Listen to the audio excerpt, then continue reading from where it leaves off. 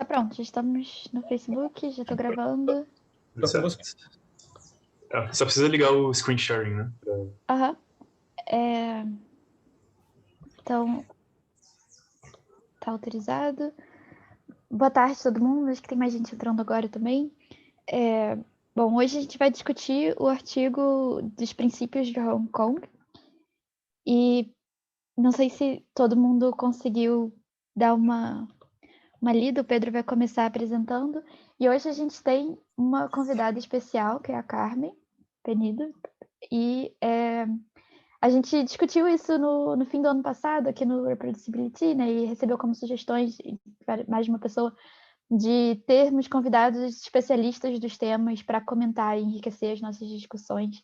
Então, acho que essa é a primeira vez que a gente conseguiu se organizar o suficiente para conseguir chamar alguém. Espero que seja legal. Obrigada, Carmen, por topar. Nos 2 primeiros a gente não conseguiu, no terceiro a gente chamou alguém que não pôde no fim, né? Mas a Carmen tá substituindo a Sônia Vasconcelos aí, cara. E aí só vou fazer um comentário. Eu não sou especialista no assunto, não. O Olavo participou tanto quanto eu lá do movimento, mas vamos junto. Eu não fui em nenhuma sessão dessa, mas enfim, a gente pode falar disso depois. Beleza. Bom, beleza. Acho que a gente sempre tem algum pouco de reticência, assim, de preocupação de misturar as conversas de reprodutibilidade com integridade em pesquisa, mas por vários motivos, não sei se é claro para todo mundo, mas eu achei interessante esse artigo que ele trata de integridade de um ponto de vista bastante diferente, mas do ponto de vista de práticas responsáveis, né? Então, acho que o Pedro pode começar apresentando. Pedro, você prefere que as pessoas possam participar ao longo ou... Não, com certeza. É só falar que tem uma pergunta e... Beleza, qualquer coisa. Se aparecer no chat, então eu interrompo. Mas se vocês quiserem também abrir o microfone direto e participar, fiquem à vontade. Obrigada. Beleza. Só confirmar se vocês estão vendo os slides. Tudo certo. Beleza. Sim. Então, boa tarde, pessoal. Então, eu sou o Pedro, vou estar apresentando o artigo de hoje. O artigo é dos artigos dos princípios de Hong Kong, certo? Então, a Clarissa já deu um pequeno preâmbulo de qual é a ideia do paper. Isso aqui foi uma discussão que surgiu dos encontros de integridade científica. Eu vou rapidamente falar da introdução dele, é bem curtinha. A ideia é assim, eles colocam o problema de que publicações científicas precisam ser confiáveis, robustas, rigorosas e completas, né? Mas tem um problema em que muitas das práticas que deveriam ser adotadas assim, em todos os campos da ciência, em todos os seus estágios, elas frequentemente não estão presentes em diferentes campos de pesquisa.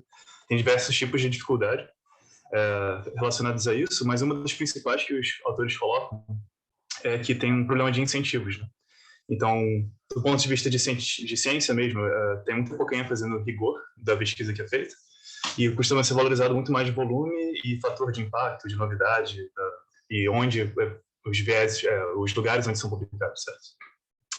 E também tem muita pouca valorização de outras atividades que são importantes para o ecossistema científico funcionar da melhor maneira.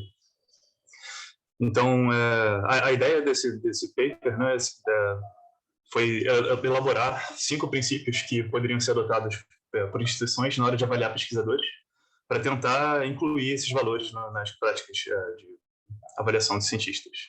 Então, isso aí surgiu na 6º encontro da Conferência Mundial de Integridade Científica. Só, assim, por curiosidade, eu estou trazendo... Esses são encontros que têm rolado desde 2007, a cada 2 ou 3 anos no mundo. Então, as primeiras edições foram em Lisboa, depois Singapura, Canadá, Rio de Janeiro e Amsterdã. Esse paper veio da sexta conferência deles, que foi em Hong Kong. E a 7ª vai rolar agora, em maio a junho de 2022. Mas as inscrições já estão abertas, então ano que vem deve ter a próxima edição. Deve ser toda online e... Enfim, fica o convite aí, acho que vai ser maneiro participar. Vai ter uma mini edição online esse ano.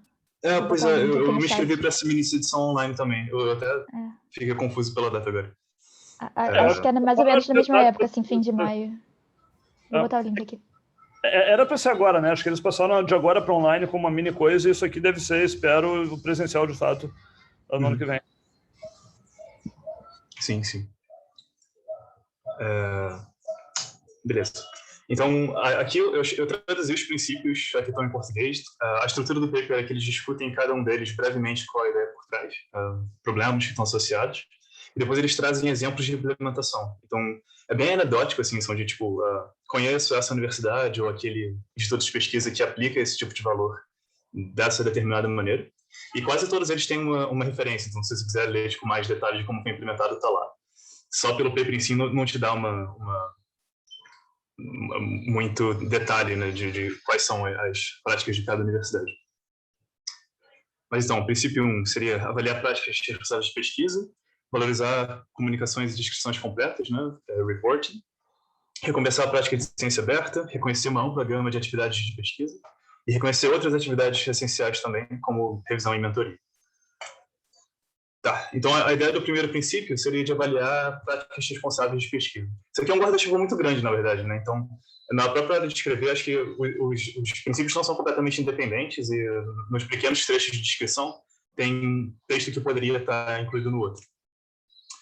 Então, um dos principais problemas aqui é que uma das principais métricas para avaliar pesquisadores é pelo número de publicações, de citações e a quantidade de grants, de financiamento que eles conseguiram.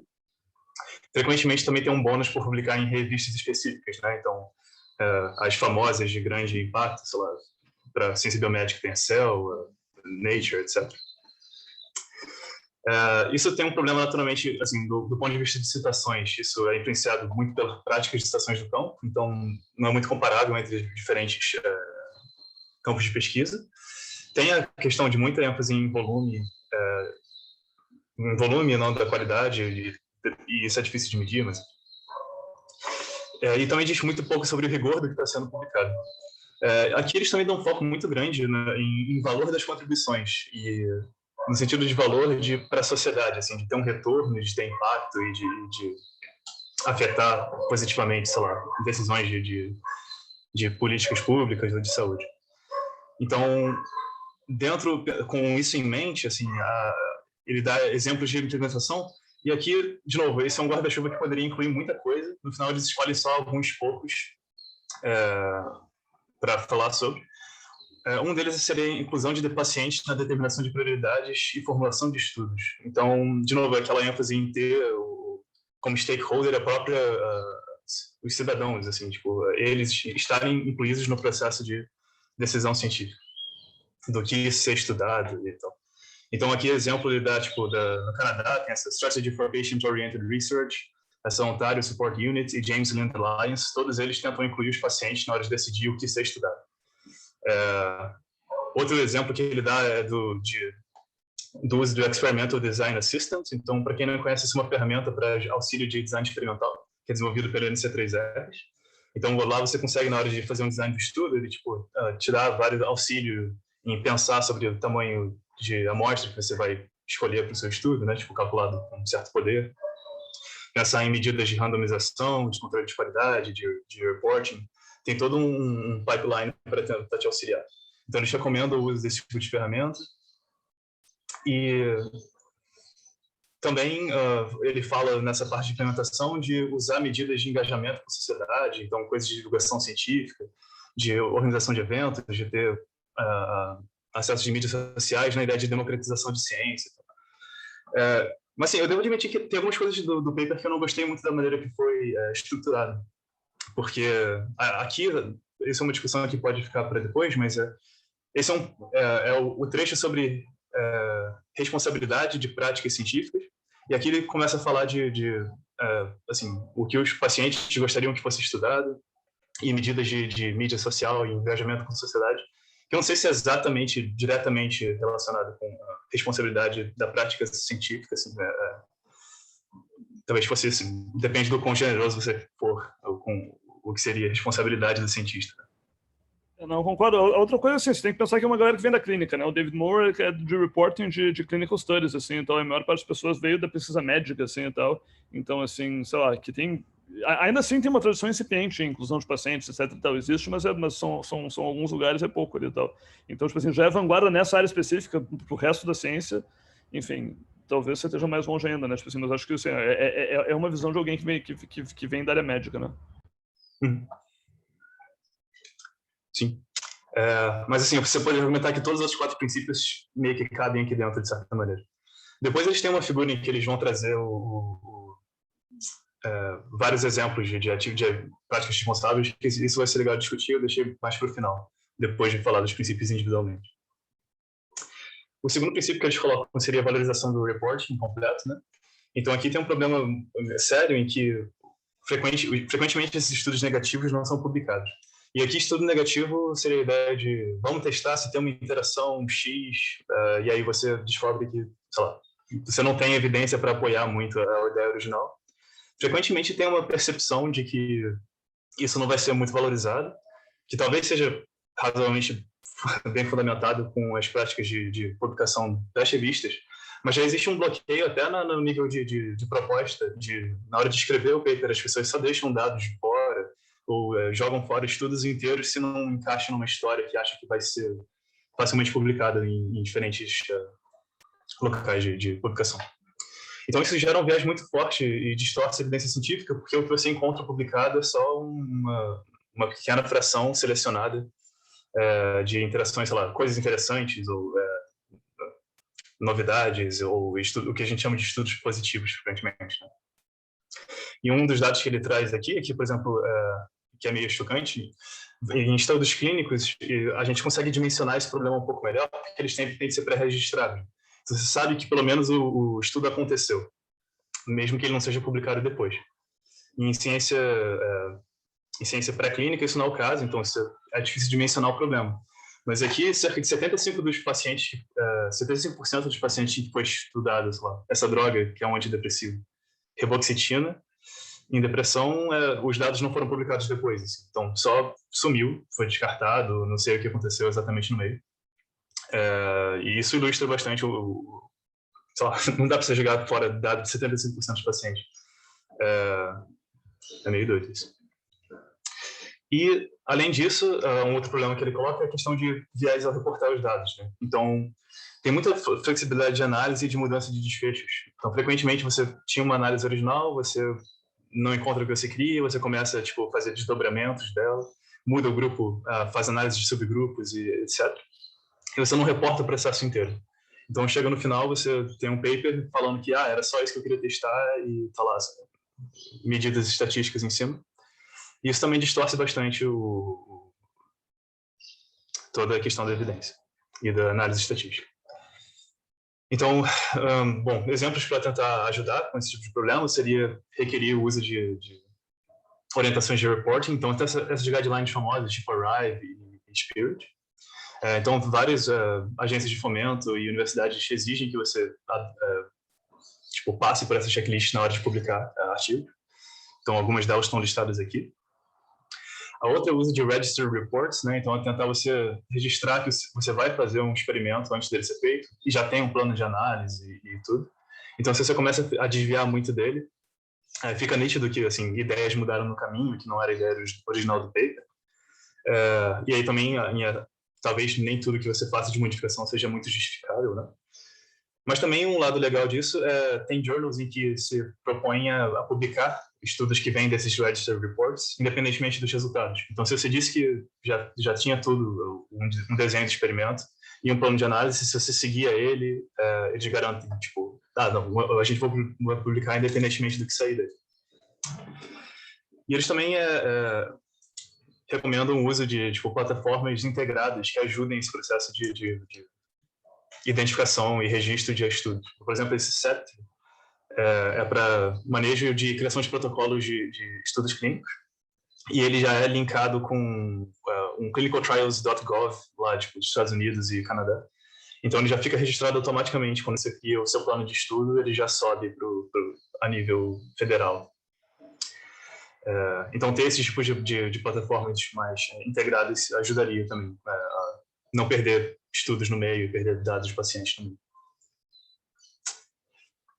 O outro princípio é a questão de recompensar práticas de ciência aberta, né?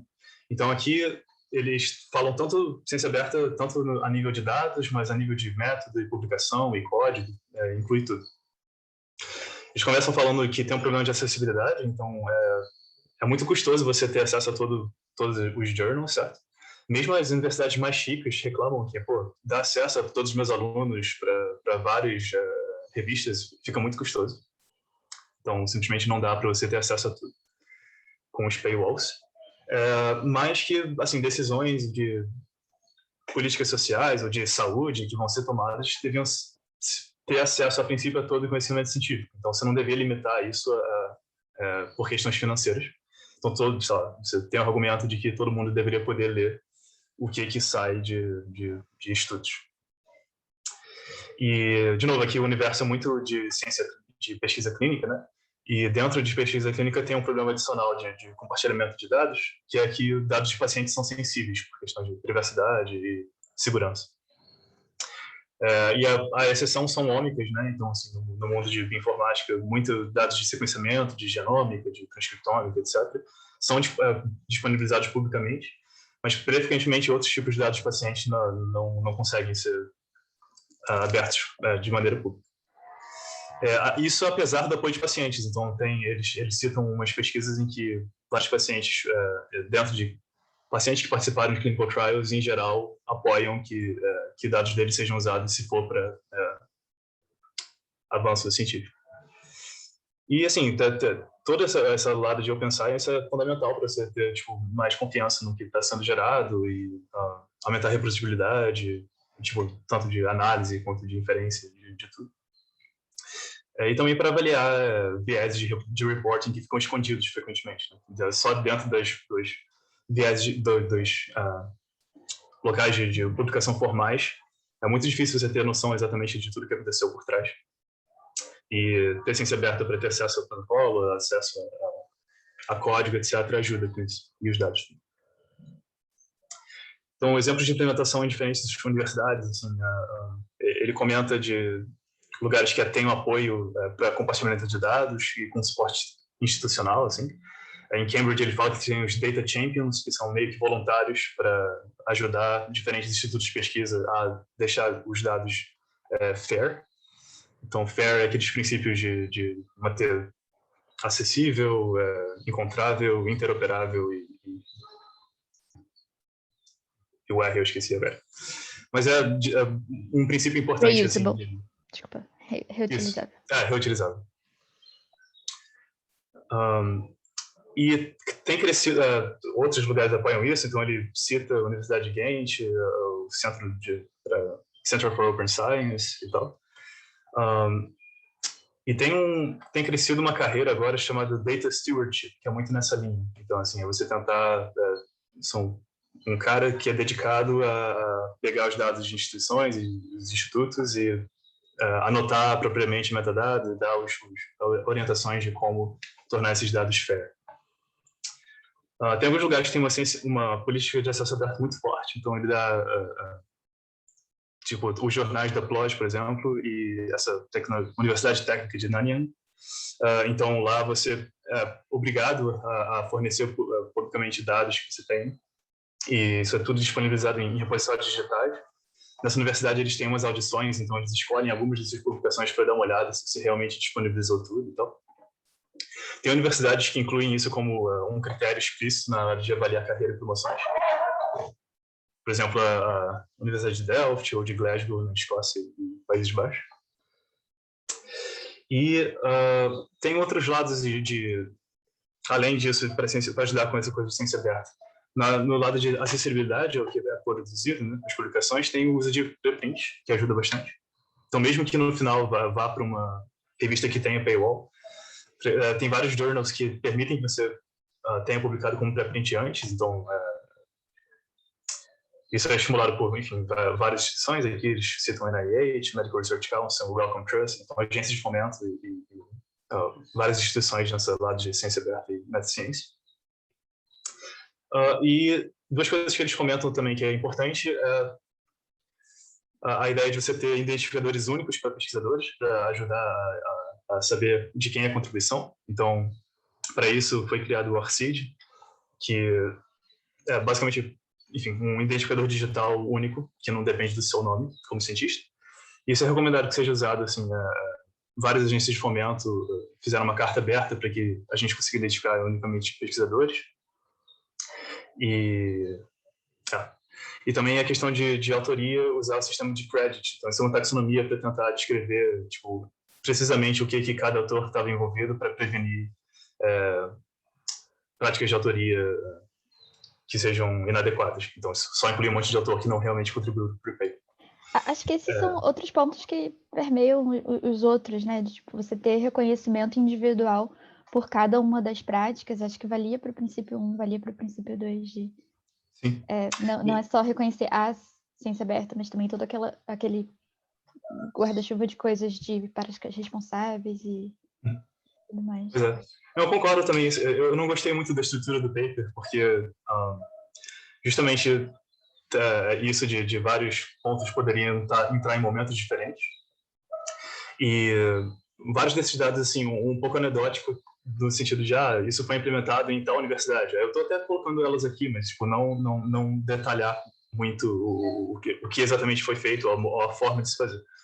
É só exemplos para, sei lá, se inspirar no que eles fizeram, e aí eles dão uns links para você clicar e ler um pouco mais sobre.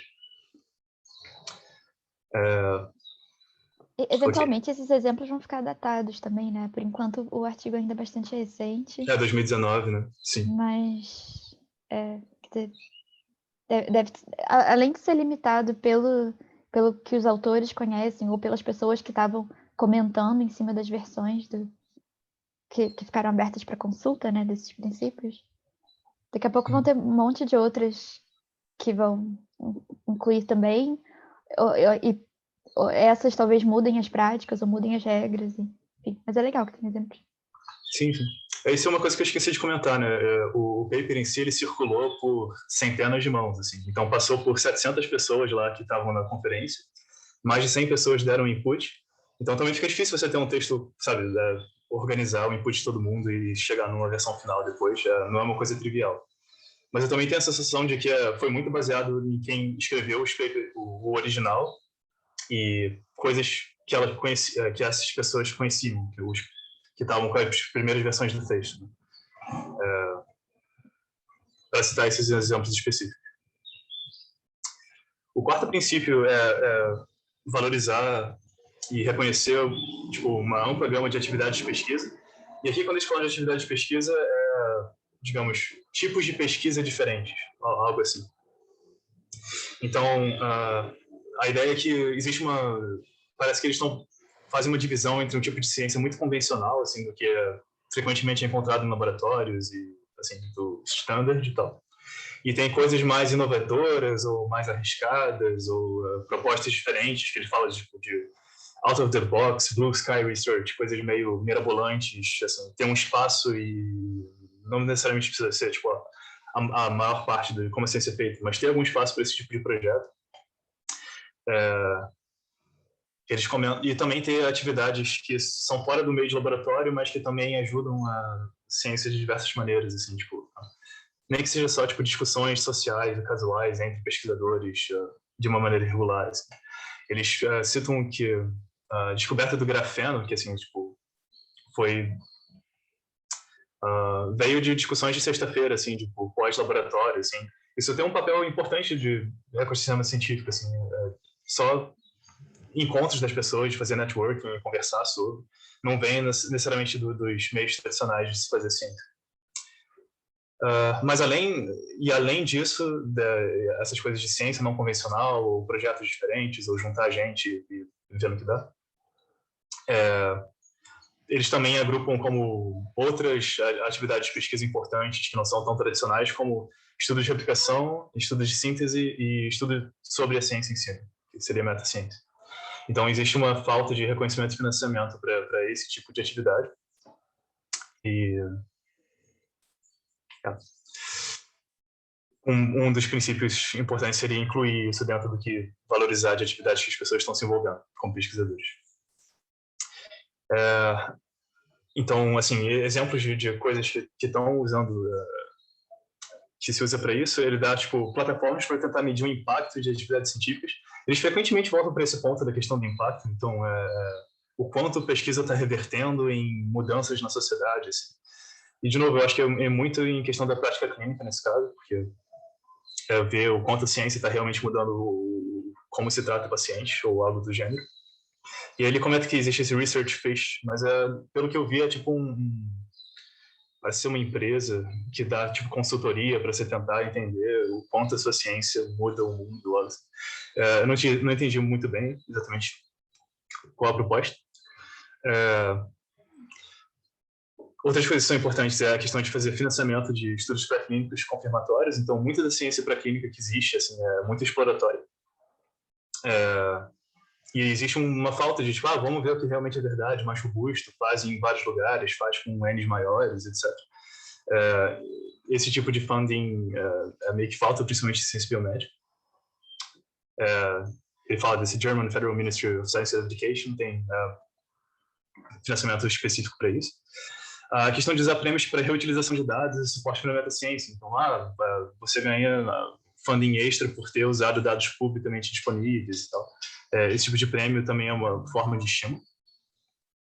Ou então, editais dedicados para estudos de replicação. Então, dependendo do tipo de ciência que você faz, isso pode ser bem mais custoso, né? Tipo, a questão da iniciativa, a gente sabe que para ciência de bancada, de laboratório, molecular, assim, é bem mais complicado. Mas, todo modo, assim, precisaria ter, nos diversos campos de ciência, editais de financiamento dedicados para esse tipo de atividade. Pedro, outra coisa que Oi, tá me ouvindo? Tô assim. Desculpa. É que colocaram aqui no chat, acho que foi o Michel Andrade. Não sei se você quer abrir seu microfone e falar, ou leio aqui do chat. Sim. Eu não quis interromper o Pedro. Não, pode falar. Ele falou que podia, então eu estou interrompendo. Também, então, é Michel Andrade de Porto Alegre, Hospital de Clínicas de Porto Alegre. Eu estava pensando ali no princípio 4 sobre outras formas de reconhecer, de fazer o reconhecimento científico, né, da participação científica, e logo me veio na mente a coordenação de eventos científicos, congressos, simpósios e por aí vai, né? É uma forma de aquele cafezinho, aquela happy hour informal, ele é formalizado nessa forma de eventos científicos, né? E tem como dar um reconhecimento apropriado. E eu fico pensando que outros tipos de reconhecimento poderiam ser dados para essas coisas, esses eventos, como o teu exemplo do grafeno, né? Que fica muito na informalidade, fica muito no choque do dia a dia, nos corredores. Como é que vai se valorizar isso? Tem algum exemplo? Tem alguma sugestão? Aí eu mesmo pergunto, esse evento aqui é um exemplo disso, né? Uma questão informal, que hoje é formalizada aqui via Zoom, mas ela tem um reconhecimento formal para os organizadores? Eu espero que sim, mas eu não sei se as agências veriam dessa forma. Acho que, não sei, se algum dia eu vou botar isso na aplicação de emprego e alguém vai me reconhecer por isso. Coloque, tá no meu Aí vai se tornar formal, mas... Tá no meu lado. Organização de eventos já é reconhecido pelo CNPq como, né, uma atividade. Mas, assim, na minha experiência dentro da bioquímica, quando eu tentei organizar coisas com outros alunos, é que tinham professores que não gostavam que os seus alunos participassem de organização de eventos, por exemplo, porque desviava a atenção deles de laboratório. Acho que é um incentivo contra, especificamente, essa questão de organização de eventos, mas acho que como desincentivo a qualquer outra atividade extra pesquisa, né? Não sei se... Assim, já tem vários anos, então talvez já tenham também mudado de ideia. Pode incluir isso no currículo e tal, numa aplicação de emprego, num pedido de grant. Assim. Agora, se tudo vai levar em conta ou não, é uma outra história. Quer dizer, uma coisa que você, sabe, reconhecimento formal, enfim, não está formalizado em nada, mas eu vou colocar lá e tal, eu vou falar o que estou fazendo. Assim, e tal. Agora, se as pessoas estão levando isso em conta ou não, é uma segunda história. Quer dizer, assim, não é você poder botar no lápis, alguém tem que olhar e dar valor numa seleção de emprego, etc. E tal. E eu acho que isso enfim, isso é o que pesa mais, na verdade. Né?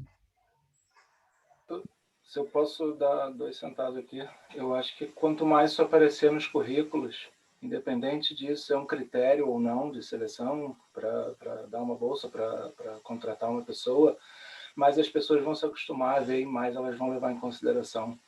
Eu acho que isso tem que aparecer nos currículos. Eu acho que quanto mais as palavras ciência aberta, integridade em pesquisa, transparência forem vistas, mais naturalmente isso vai ser bem recebido. Concordo absolutamente com o Olavo. Coloca no teu currículo e manda ver. Não interessa se é um critério ou não. Daqui a pouco passa a ser. Se ninguém me puser só porque não é um critério... Não, com certeza. Legal. Obrigada. Por isso, a ideia de discutir no meio é bem mais legal, porque, assim, cada princípio fala de um monte de coisa. Inclusive, eles também não são muito autocontidos, um aponta para o outro lado, então, assim, ter uma conversa ao longo da apresentação toda, eu acho que seria mais maneiro. Agora já está meio que quase no final, mas... Enfim. Seguindo aqui, então. Ok. Outras ideias de como tentar fazer isso, além de financiamento, de verificações e de... Você pode ter journals para esse tipo de estudo específico, né? Então, assim, surgiu com A-Life, Plus Biology, sessões dedicadas à metaciência. Então, é legal, porque antes você não tinha muito como, antigamente, referência de onde publicar esse tipo de estudo, sabe? Assim, estudo sobre como as práticas científicas são, como elas são feitas, então. Estudo ciência sobre ciência. E tem uma coisa aqui que eles colocam que eu acho óbvio que assim é interessante, mas é bem custoso, que é a ideia de exigir revisões sistemáticas antes de você conseguir financiamento. Implica assim, antes de fazer isso, naturalmente faz parte antes de você realmente planejar estudos, você tem que ter uma noção do que já foi feito. Agora, isso ser uma exigência formal para você conseguir financiamento é bem caro. Então, mas dentro do NIH, NIHR, agora não lembro qual é a sigla, eles pedem isso. O que eu acho mais legal é o tipo de abordagem do NC3R. Então, eles estimulam que você tenha feito uma revisão sistemática, e se não foi feita, na verdade, eles te dão financiamento para fazer isso. Assim, eu acho que faz todo sentido. Então, demanda tempo e pessoal, e é custoso você tentar fazer esse tipo de apanhado da literatura. Faz e publica, isso é um pré-grant, e depois você tem ideias em cima, e aí depois você pede financiamento para o projeto principal, digamos. Pois é. Às vezes não é nem só uma questão de financiamento em termos de verba para o projeto, mas de tempo também, né? Eu fico pensando em, sei lá, do ponto de vista de entrar para um mestrado, para um doutorado, é inviável fazer uma revisão sistemática antes, você demora 1 ano, 2 anos fazendo uma coisa pequena, eu acho. Pois é. Depende um pouquinho do escopo, né? Óbvio, tem algumas coisas que você trabalha que talvez você consiga relativamente menos trabalhoso, mas alguns vai ser um trabalho gigantesco e não dá para fazer assim, direto. Então, não sei quanto isso poderia ser parte da estrutura, tipo, formalmente em cada grant. Mas seria interessante também, por outro lado, inserir isso de alguma forma na formação de pesquisador em qualquer área, né? Sem ter essas ferramentas de síntese de dados, pode ser interessante. Sim.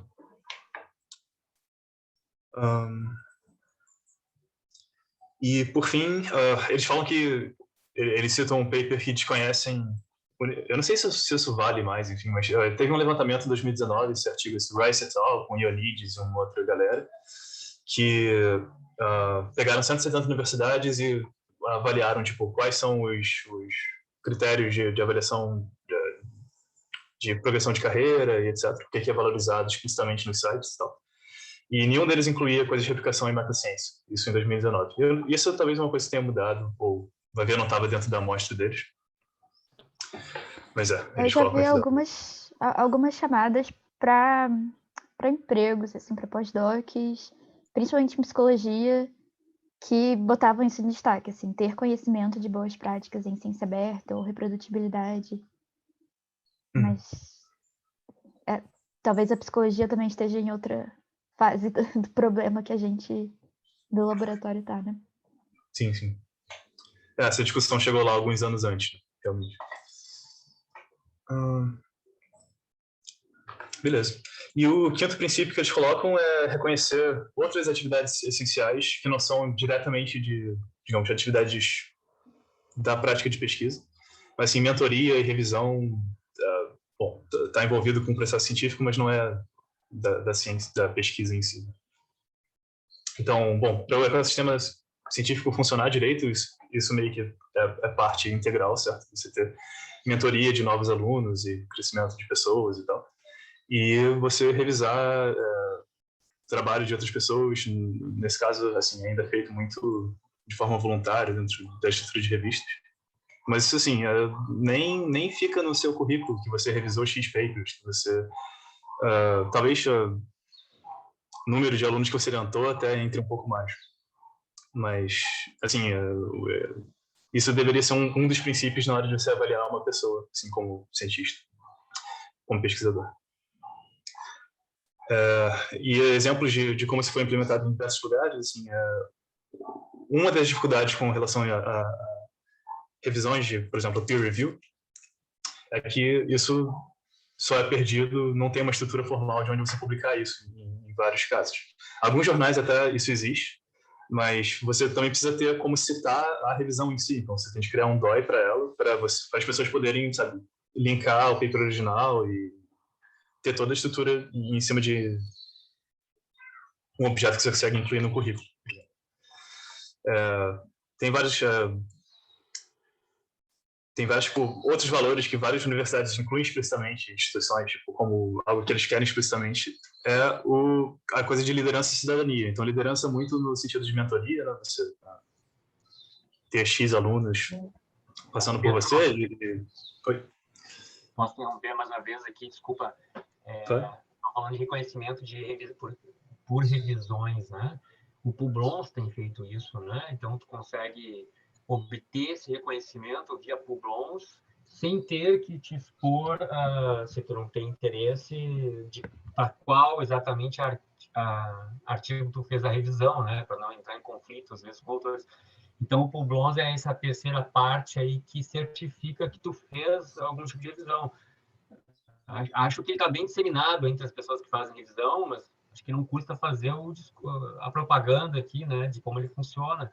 Toda vez que tu faz uma revisão, tu encaminha um e-mail de agradecimento para o Publons, tu abre tua conta lá previamente e aí ele te dá o crédito, né, faz o reconhecimento na página dele e é possível tu tirar uma comprovação ao longo de um ano, a qualquer momento, do que tu fez ao longo do ano, com o certificado deles, né? Tenho a impressão que o Publons é ligado a uma outra grande companhia, agora não lembro qual.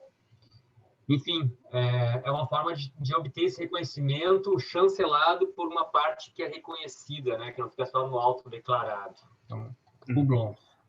Acho que uma das críticas que eu vi a esse artigo e a esses princípios é que praticamente todas essas medidas seriam, tipo, possíveis de serem manipuladas de alguma forma, né? Que qualquer uma dessas coisas se tornasse uma métrica, ela poderia ser manipulada e gamificada de alguma forma e distorceria o sistema e a coisa perderia o sentido. Né?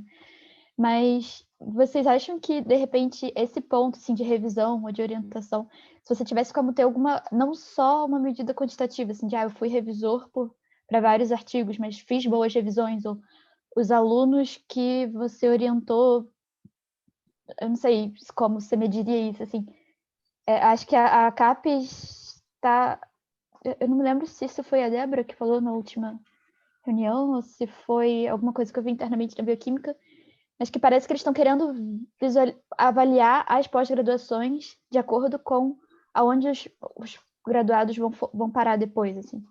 Em que setores, se eles estão empregados ou não, em que... Sim, isso já é um processo que acontece há um tempo, assim, exatamente qual foi, né, qual o sucesso dos doutores que foram formados em determinados programas.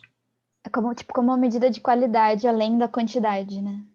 Não sei, vocês acham que isso poderia funcionar? Que é uma coisa muito cruel, eu acho, aqui também, né? Assim, no Brasil.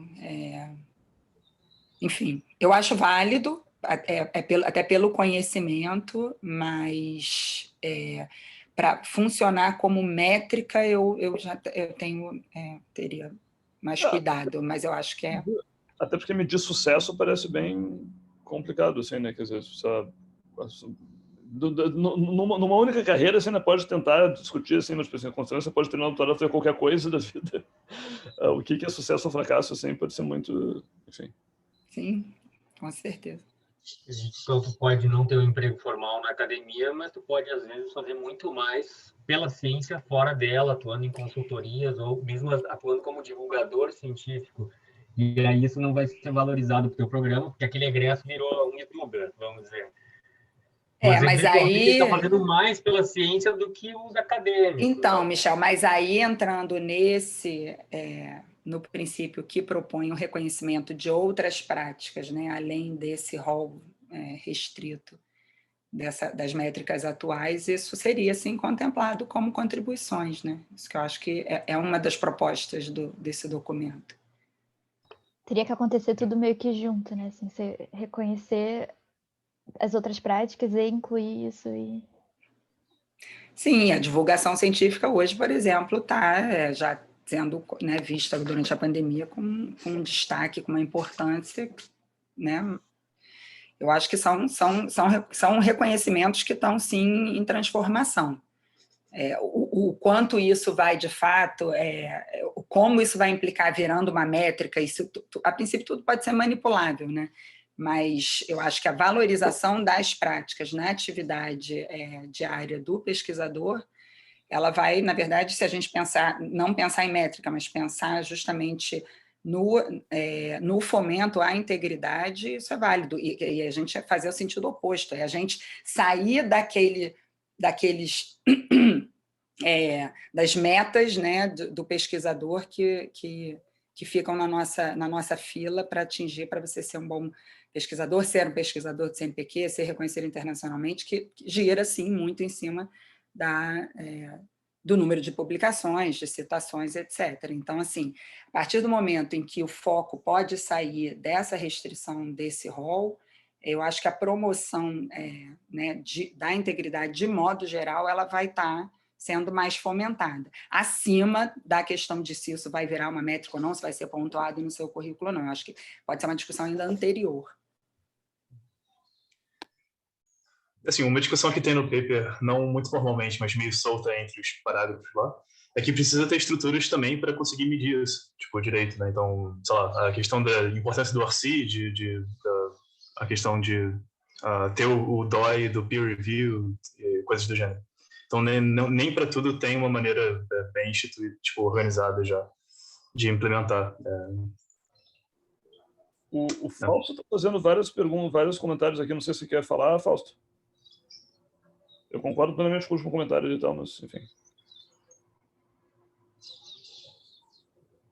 Mas, basicamente, é uma questão sobre autoria e tal, quer dizer, até que ponto. E eu concordo, quer dizer, acho que autor é um conceito, assim, terminantemente ruim em termos de escrever a complexidade da ciência, assim, então a gente tem que repensar bastante e tal. Seria então não tem uma parte, né? Acho que isso daria para fazer uma edição só sobre isso, assim, tal, mas acho que certamente é um critério insuficiente. O Pedro, em algum momento, mencionou a taxonomia Creditor, né? Então, assim, sabe, acho que conseguir, dentro da coisa de ciência aberta, conseguir explicitar que tipo de contribuição você está dando ali e tal, é uma das coisas que está sendo valorizada aqui e tal, no sentido de pelo menos, assim, estimular que as pessoas façam isso de forma transparente.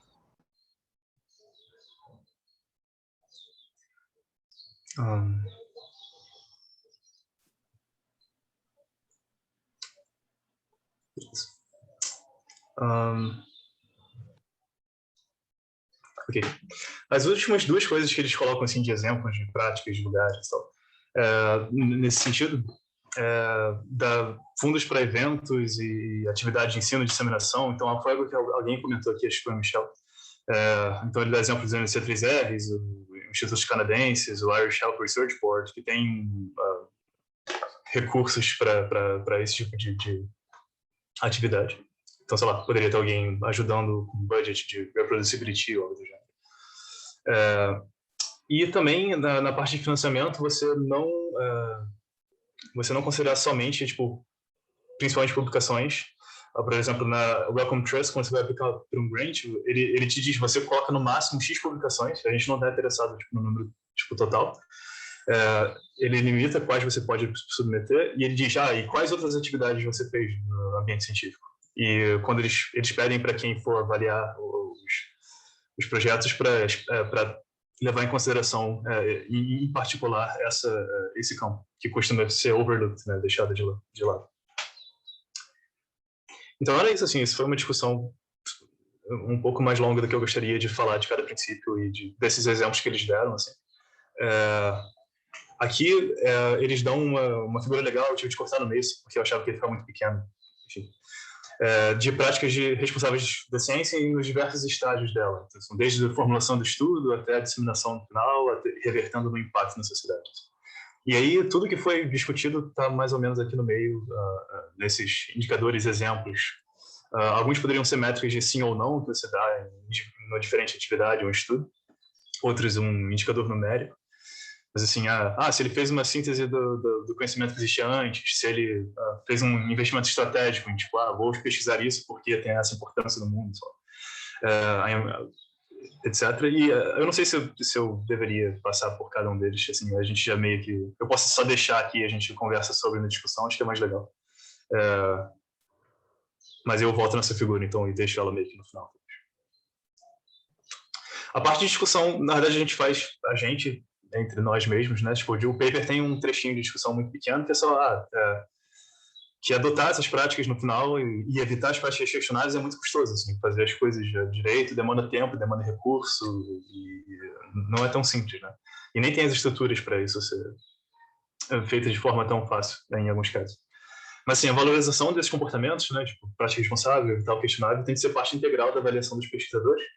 E é um pouco, sei lá, é um pouco ingênuo você só esperar que as pessoas vão fazer o que é o mais ideal e correto, só porque é o ideal e correto. Assim, você precisa criar estruturas que ajudam as pessoas a fazerem as coisas, tipo, da melhor maneira possível. Então tudo com incentivos vale para sua carreira, currículo, etc.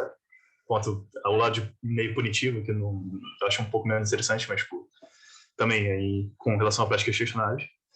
E um ponto que eles colocam aqui é que esses princípios de Hong Kong não abordam a questão de diversidade, inclusividade, igualdade de gênero e esses outros tipos de discussões. Mas eles falam, isso óbvio que é importante também na hora de avaliação de pesquisadores, mas é um pouco menos uma questão de integridade científica e mais de responsabilidade social e de instituições pensando em como alocar recursos e ser justo e tal. Mas não tanto quanto da ciência em si. Mas, enfim. Pois é. E quanto à disseminação e adoção, então esse é um paper de 2019 que foi elaborado os princípios, né? Eles estão no site das conferências mundiais de integridade científica, essa WCRI, e do Reward, então vocês podem entrar no site para dar uma olhada em mais informações. É claro que a adoção disso depende, na verdade, dos apoios de líderes locais. Assim. Então, são pessoas que, eu concordo com essa ideia, eu vou tentar instituir. Óbvio que pode ter resistências das estruturas que já existem, e é difícil mudar as coisas, né? Então, também existe um custo em mudar práticas. Mas depende do apoio dos institutos de pesquisa, universidades, agentes de fomento e dos indivíduos, pensando junto sobre isso tudo. Eles têm no site deles uma lista de instituições que endossam os princípios. Então, eu achei até pouco, na verdade, são só 19 que entraram lá no site e registraram. Isso aqui é um pouquinho mais burocrático, você precisa da autorização da universidade. E como indivíduo, você pode também dizer que você concorda com os princípios e tal lá no site. Então, tem um minuto menos você preenche, se quiser. Eu fui lá, o número 154. E, enfim, essa era a ideia. Então, no final, eu não curti tanto o paper assim. Tipo, da maneira que foi estruturado, eu já falei isso algumas vezes. Mas os dos princípios eu acho bem maneiro, assim, tem várias discussões interessantes ali no meio. Eu gostaria de entrar nas várias referências que eles dão para ver como foi implementado, mas é coisa demais, então eu só tenho uma ideia bem por alto de coisas que foram feitas nesse sentido. O pouco que eu conheço também por fora. E aqui esse é o final da apresentação, assim, eu vou deixar ou essa tabela aí de princípios ou voltar naquela de práticas responsáveis, a gente discute em cima. E fica aí como referência. E obrigado aí pela atenção. Eu acho que eu não apresentei da melhor maneira possível, devia ter treinado um pouquinho mais. Mas o que é interessante disso aqui são as discussões entre as pessoas mesmo. Então, Tá ótimo, obrigada, Pedro. Acho que agora a gente podia abrir para Carmen, de repente, queria fazer alguns comentários. Desculpa, eu acho que eu não apresentei ela direito. Mas a Carmen é pesquisadora na Fiocruz, aqui no Rio, e ela estava envolvida na tradução dos princípios de Hong Kong por português. Não é isso? Sim. E você estava lá nas discussões ao vivo em Hong Kong também. Sim, sim. Acho que Se puder comentar um pouquinho. Posso comentar, assim, complementando o Pedro e concordando, Pedro, na verdade você teve uma tarefa bem árdua em fazer a apresentação desse documento, mas independente da dificuldade do documento em destrinchar, como também não foi tarefa fácil fazer essa tradução, que é uma iniciativa que complementa a disseminação desses princípios, então a organização está incentivando que o documento seja traduzido em diferentes línguas, então já foi traduzido para o chinês, a versão de português em português já foi publicada pela BEC, pela Associação Brasileira de Editores Científicos, está sendo, eu acho, agora traduzida para o espanhol. Então, assim, eu acho que essa ideia que foi dita aqui, de como se faz uma mudança, mudanças levam tempo, são mudanças, né, são mudanças muito complexas, né, mas o que alguém comentou, não sei se foi Michel, começa com pequenas discussões, isso é comum a qualquer processo. Então, eu acho que a sua apresentação foi boa, porque realmente esse é um documento denso, é um documento que foi escrito por 9 autores de 9 nacionalidades e línguas diferentes. Eu acho que essa parte de trazer, né, o que está acontecendo hoje no mundo e trazer todas essas iniciativas faz com que a leitura seja, de fato, menos fluida, mas fica, eu acho que é uma contribuição importante do documento que, como a Clarissa falou, fica um registro e fica ali uma referência que a gente pode tomar conhecimento. Então, eu concordo com você que a gente também enfrentou dificuldade em destrinchar, mas eu acho que gostaria de falar assim, um pouco do lado assim, positivo que eu acho que esse documento pode trazer para a pesquisa e fomentar a integridade. Então, como a Clarissa falou, eu estive no Congresso, o Olavo também, foi inclusive um momento politicamente bastante intenso em Hong Kong, vocês devem lembrar que foi um período em que começaram os protestos, né, se intensificarem os protestos em Hong Kong, inclusive o ambiente da universidade onde aconteceu o Congresso já estava assim, né, bastante inflamado, e isso acho que foi até bastante interessante ali para complementar assim, culturalmente assim, o momento. Mas então, sobre o processo de construção do documento, como o Pedro comentou, foi feito então um esboço, né? Então, assim, o documento é fruto desse encontro do 6º Congresso de Integridade, Conferência Mundial de Integridade em Pesquisa, e esse esboço do documento foi, então, compartilhado com todos os participantes do Congresso, para justamente se ter uma discussão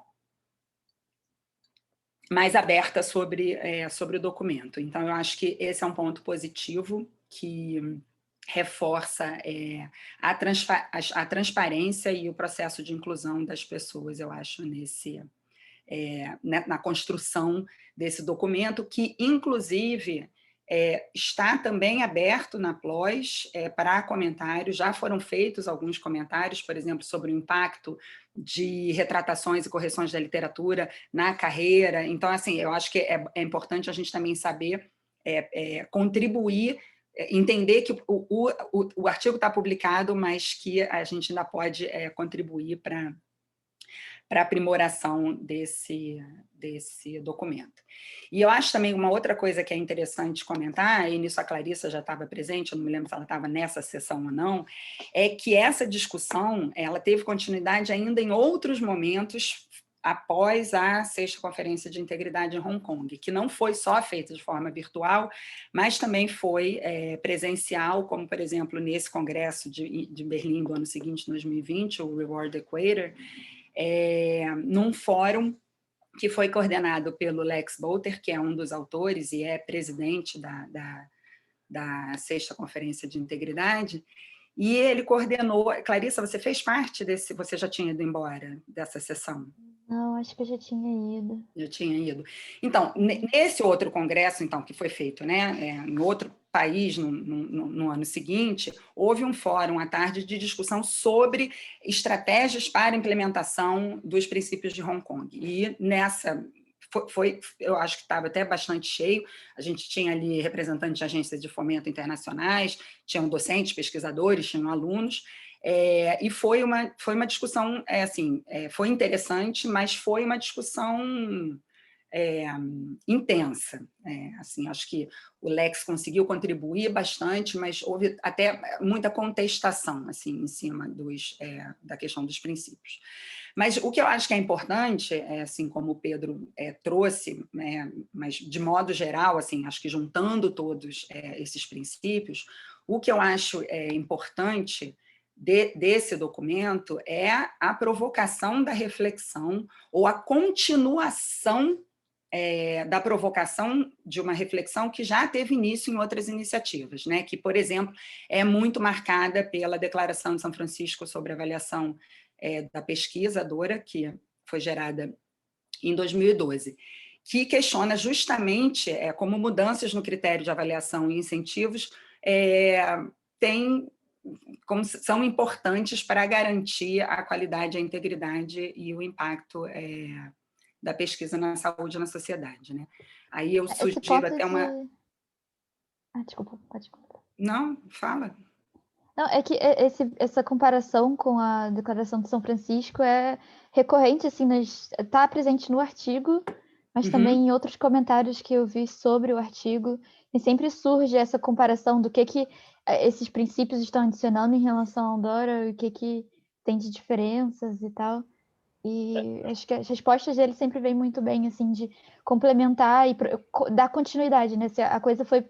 A DORA foi colocada em 2012, esse já vem em 2019, e tentando renovar e expandir essa discussão sobre substituição das métricas.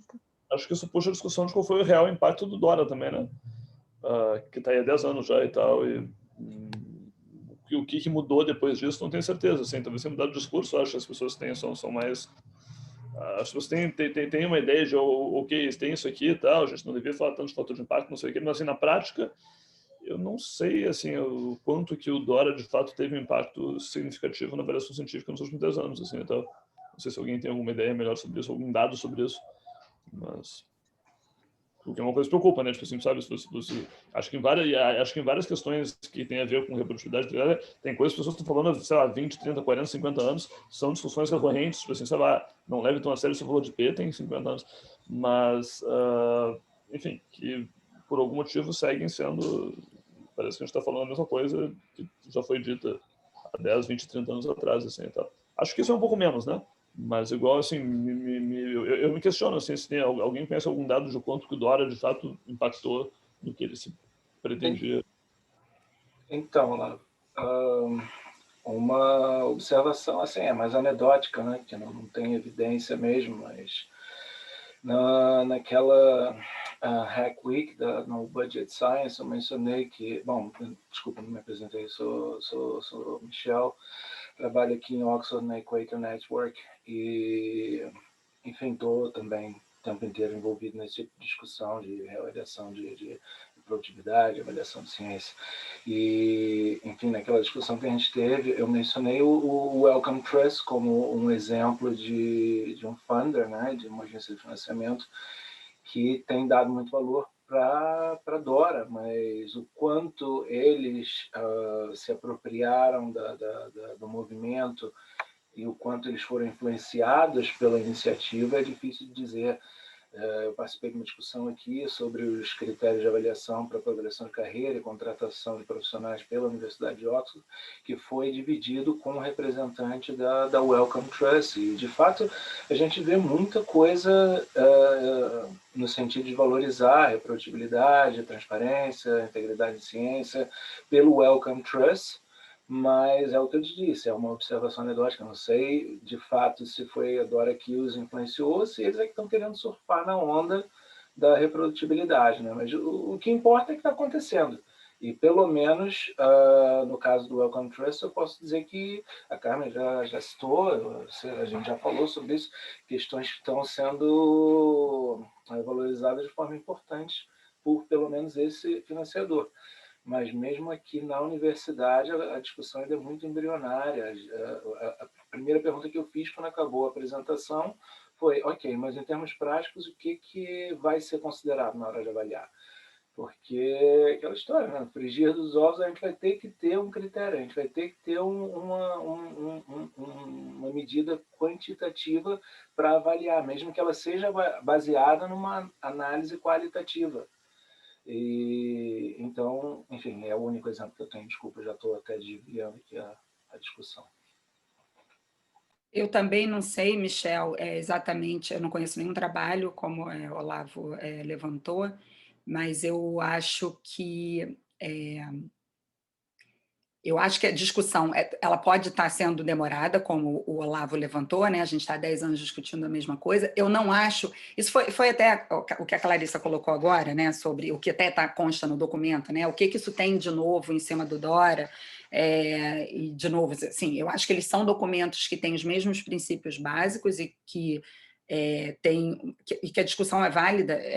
Assim, eu vejo claramente, só fazendo um devaneio aqui, estou na pesquisa há 30 anos, né? Então, assim, quando eu trabalho com experimentação animal, essa é uma área que eu consigo ver com muita facilidade como era 30 anos atrás e como é hoje, e como essas mudanças foram construídas através de discussão e através de discussões internacionais. Quando eu era aluna, quando eu fui fazer doutorado na Inglaterra, por exemplo, eu fiquei impressionada com a conduta que eu tive que fazer curso, eu tive que fazer prova, durante 3 meses eu não podia tocar no animal, e aqui, desde a iniciação científica, eu entrava no laboratório e fazia o que queria. A gente, na verdade, quando eu penso hoje, que depois ainda fui de comissão de ética de uso de animais, enfim, e tive até, acho que essa experiência na Inglaterra é muito importante, foi uma mudança que levou 30 anos, mas hoje a nossa conduta nesse quesito, quer dizer, 30 anos não, ela continua acontecendo e continua, né, com novidades acontecendo, mas eu acho que é um pouco isso, Olavo, assim, eu realmente não conheço nenhum estudo que mostre o quanto isso mudou, mas eu acho que a discussão ela não tem que descontinuar por conta disso, até porque hoje está cada vez mais evidente que essa valorização é restrita. Então, assim, por mais que seja talvez metricamente mais preciso, mais fácil, nessa avaliação em cima de artigo, de citações, etc., seja mais palpável, ela é uma avaliação incompleta de um pesquisador, que desempenha um rol muito mais extenso de atividades e que estão precisando ser valorizadas, mas eu acho que, de novo, não só para que isso valha ponto no currículo e que isso... Quer dizer, claro que é importante que isso seja... tenha impacto, sim, no processo de seleção de bolsas, de financiamento, de aprovação em concurso, de credenciamento, por exemplo, em docência, em programa de pós-graduação, e, sim, da progressão da carreira e tal. Mas eu acho que, de modo geral, a discussão em cima dessas questões, e aí eu acho que os princípios de Hong Kong complementam um pouco a Dora quando trazem uma chamada para a responsabilidade institucional e é mais uma colocação de, olha, não está bom, não está dando certo, não está funcionando, a gente tem que ter uma conversa em conjunto e fazer mudanças. E você comentando da Wellcome, eu lembro de pessoas da Wellcome apresentando lá em Hong Kong, e assim, foram apresentações bastante entusiasmadas e para mim, bastante confortantes, quando a gente percebe que não somos cientistas sozinhos gritando por mudanças que a gente considera importantes. Então, isso, Clarissa, que você colocou agora, com relação à dor, isso foi colocado, inclusive, nessa discussão desse fórum lá no congresso que a gente estava, lá em Berlim, e eu acho que é um questionamento importante, mas eu acho que ele é um documento, sim, mais complexo, que não só mostra, né, mesmo que de uma forma meio confusa, como o Pedro falou, as iniciativas que estão acontecendo agora, mas ele puxa um pouco para essa importância de, olha, se as instituições de pesquisa, as universidades e as agências de fomento não entrarem nessa luta com o conjunto, realmente a coisa não vai andar. Então, Mas, assim, essas comparações que o Olavo está falando, do quanto de impacto, acho que não se mede em 10 anos. Tipo, e 10 anos, pode parecer bastante tempo, mas realmente eu acho que é uma coisa que faz de gerações. Tem um custo grande em você mudar as estruturas todas de avaliação dentro de instituições, não é, tipo, Gente, não é tão trivial também. Acho que a gente podia abrir perguntas gerais aí, então a gente já está falando entre nós 4 ou 5 aqui, é um tempo comprido, assim, então não sei se alguém quer fazer uma pergunta, um comentário, use o chat ou ligue seu microfone aí.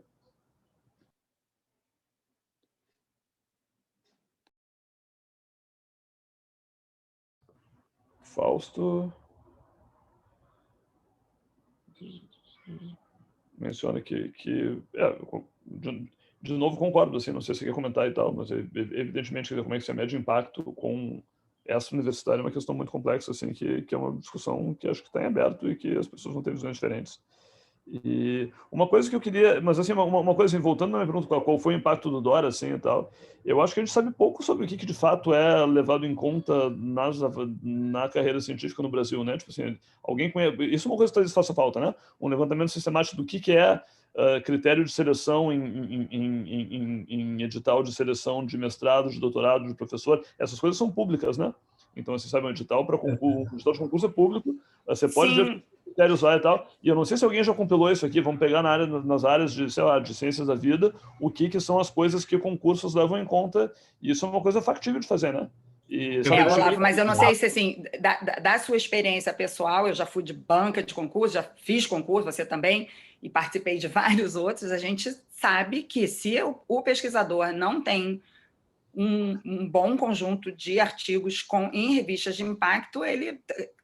isso é claro, de novo, também estou falando empiricamente, né? Mas como avaliadora de alguns concursos de processo de seleção. Existem pós-graduações que pontuam um artigo para a seleção de mestrado. Assim, se você não levar isso para um questionamento, né? Quer dizer, o aluno está ingressando na sua carreira científica, na construção da sua carreira, e ele já vai ter como uma pontuação ter uma publicação ou não, se ele nem, né, começou. Então, assim, eu acho que isso é muito claro nos processos de seleção. E assim, eu percebo atualmente alguns editais em inovação que tentam não levar em consideração o número de artigos, mas sim a ideia, né, inovadora.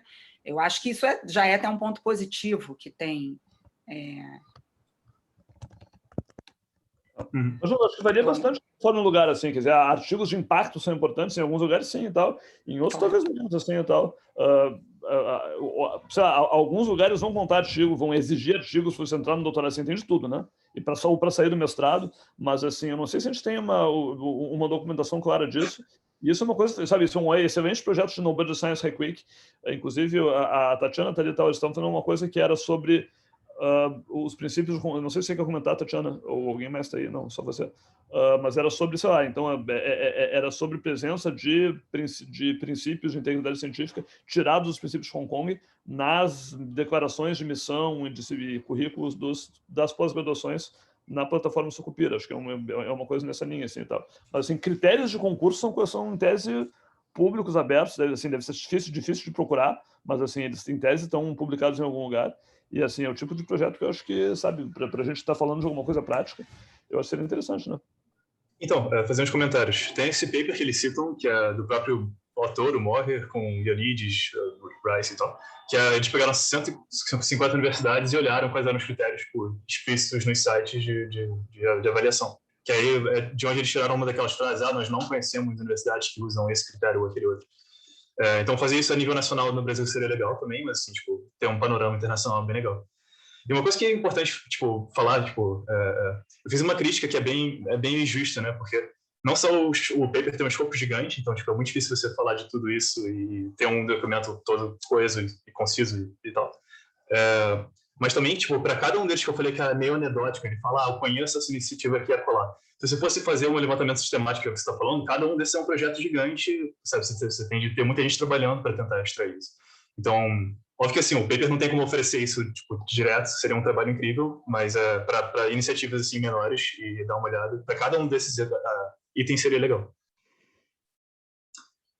Oi, Olavo. Gente, boa tarde. É a Tatiana que está falando, desculpa, mas eu não posso ligar a câmera agora. Então, a gente consultou os dados públicos da Sucupira, né, que estão disponíveis nos programas de pós-graduação dentro da área de Ciências Biológicas 2, foi acho que uns 30, mais ou menos, programas, e justamente buscando alguns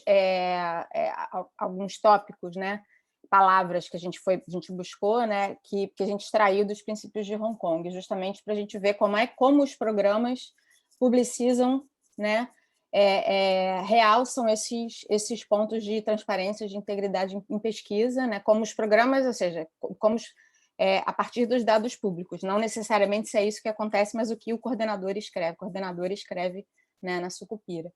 E eu acho, Olavo, que essa ideia, isso que você colocou de ver os critérios de seleção, tanto de docente quanto para ingressar no mestrado e doutorado, eu acho isso muito bom, porque quando vocês estavam colocando, no programa que eu faço de pós-graduação em nutrição do FRJ, que eu faço parte, agora eu estou como vice-coordenadora, a gente leva em consideração no processo seletivo organização de evento, processo seletivo de mestrado e doutorado.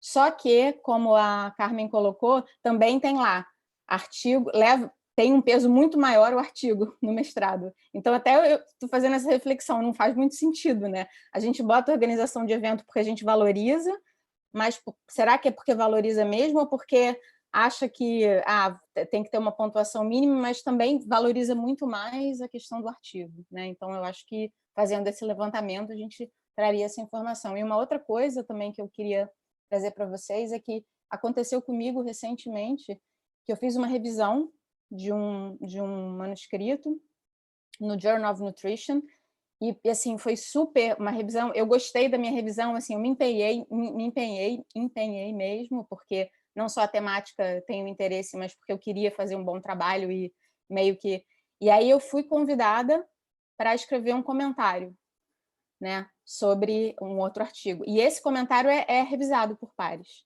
diferente da revisão. A revisão a gente não conta, mas o comentário, então, eu tenho uma publicação. Mas só que aí, outra reflexão.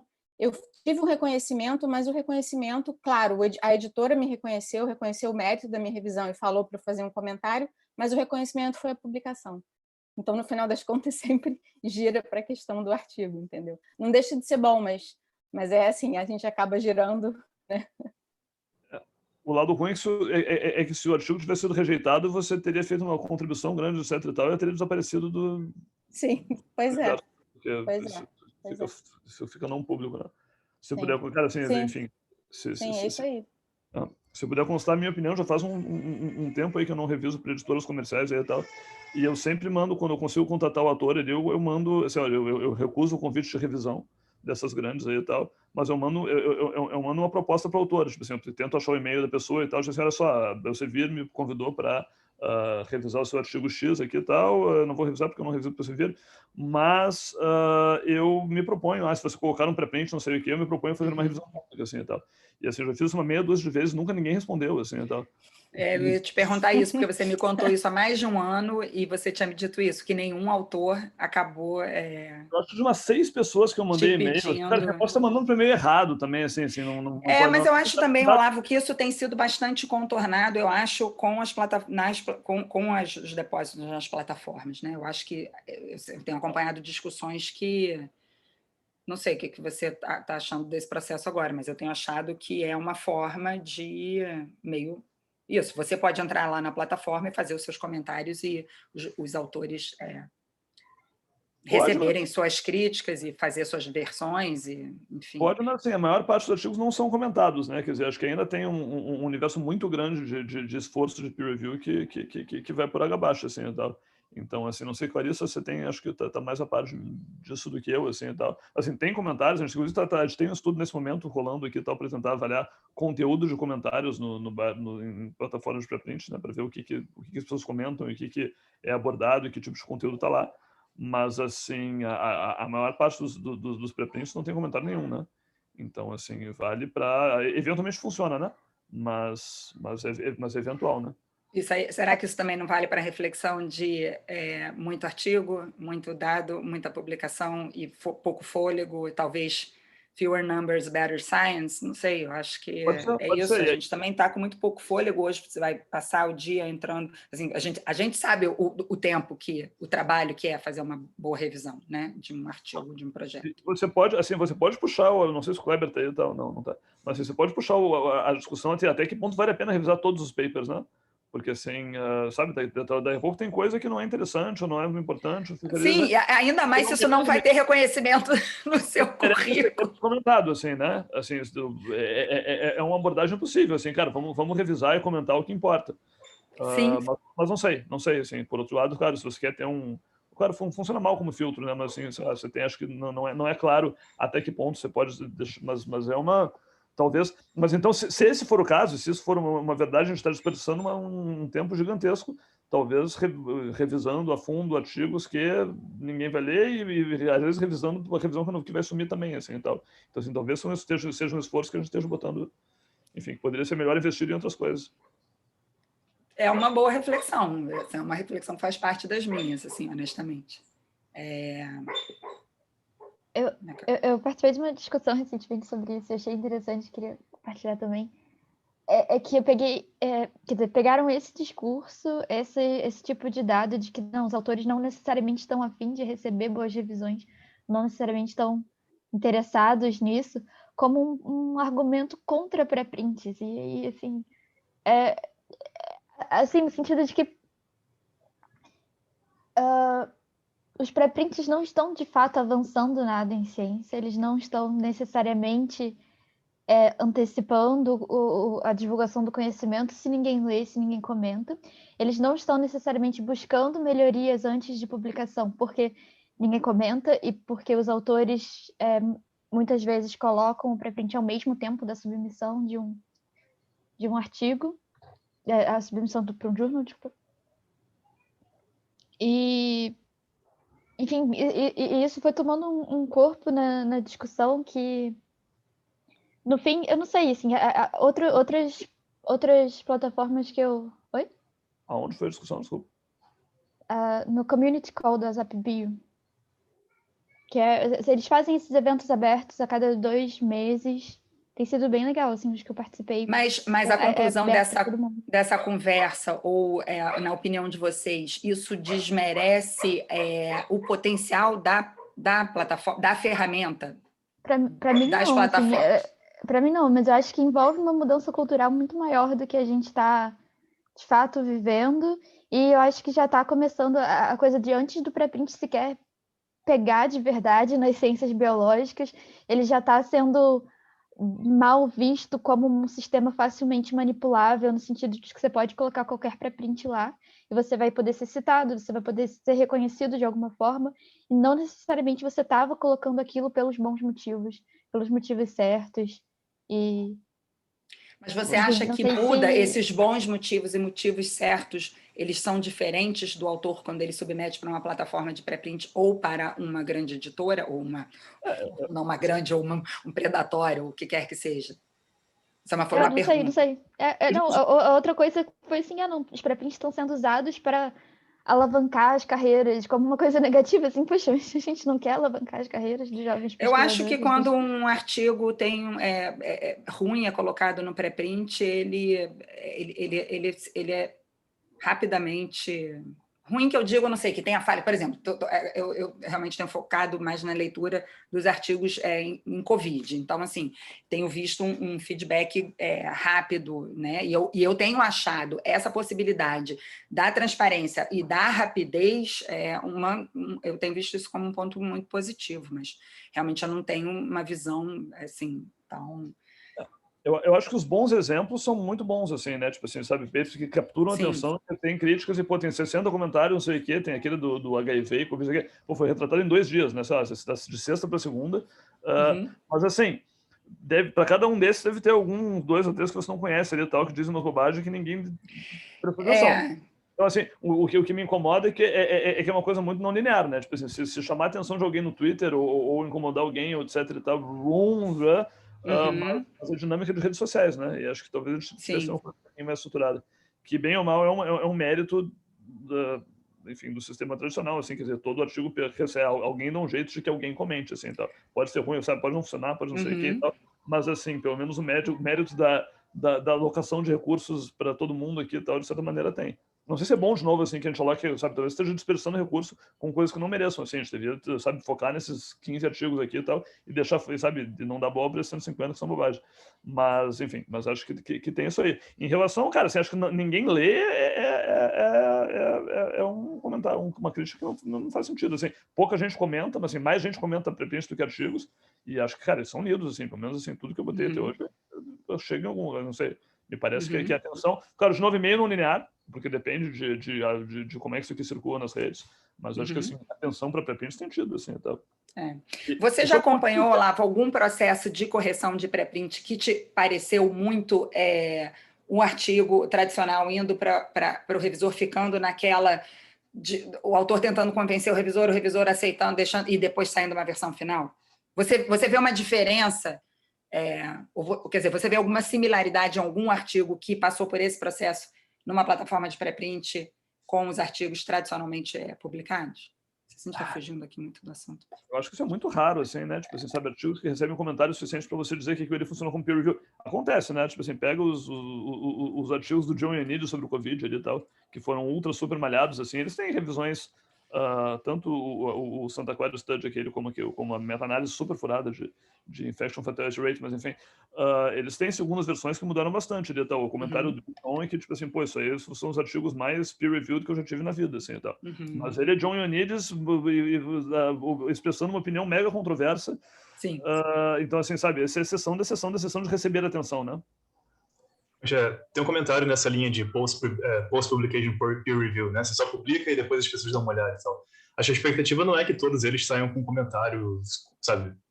Pode ficar nesse mar de coisas, tipo, não lidas ou não, sabe, que recebem atenção. E a ideia é justamente, tipo, quando tiver alguém trabalhando com aquilo e aquilo é relevante para a pesquisa dele, ele vai, tipo, ler. E aí comenta-se em cima a partir daí, né?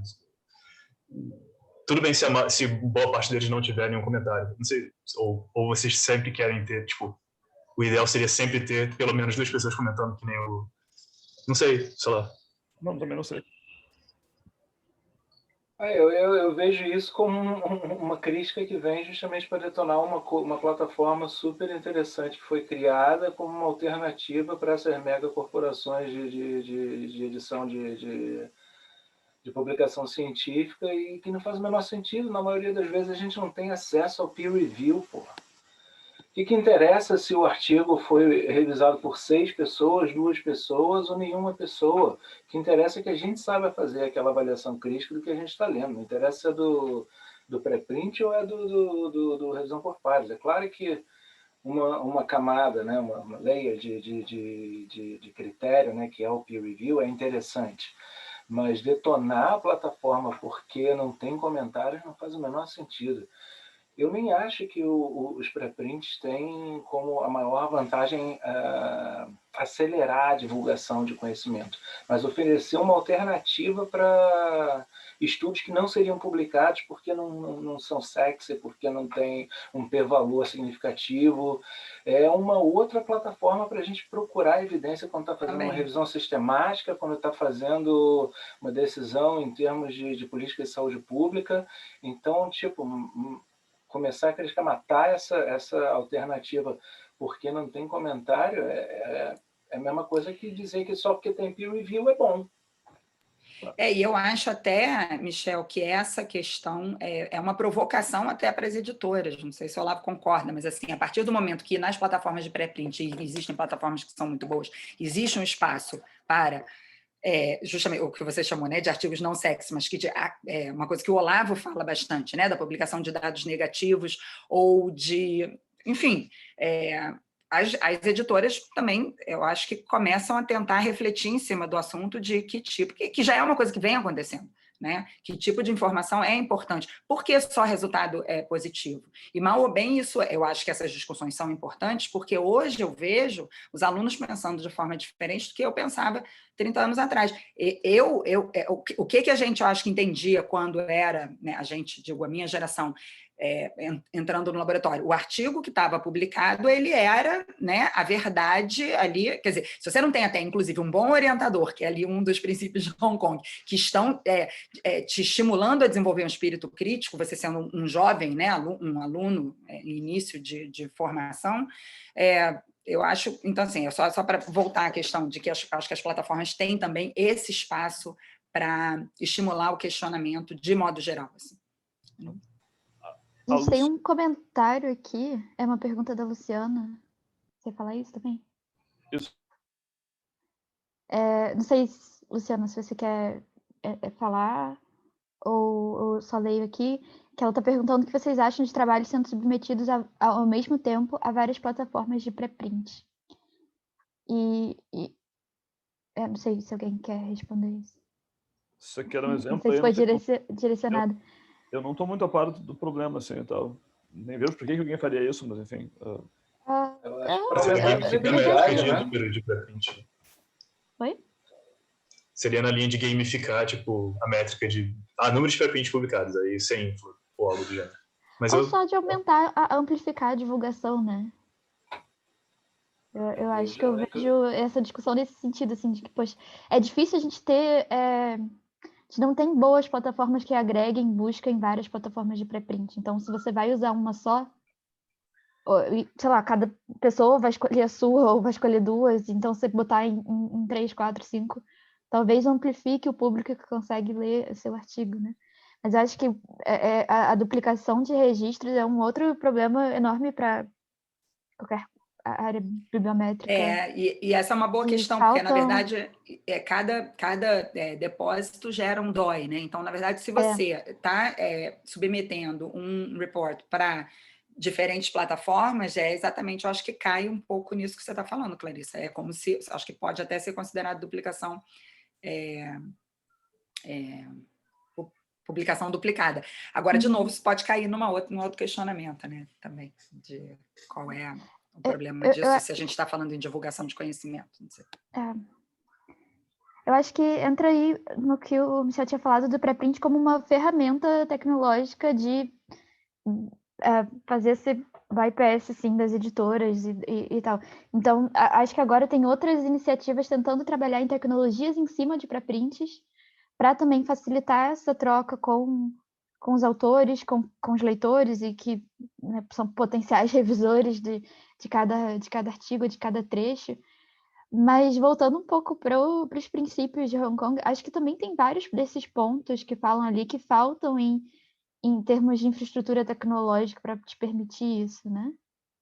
Vocês viram alguma discussão mais focada nesse sentido? Você quer dar um exemplo aí? Os eventos? Por exemplo?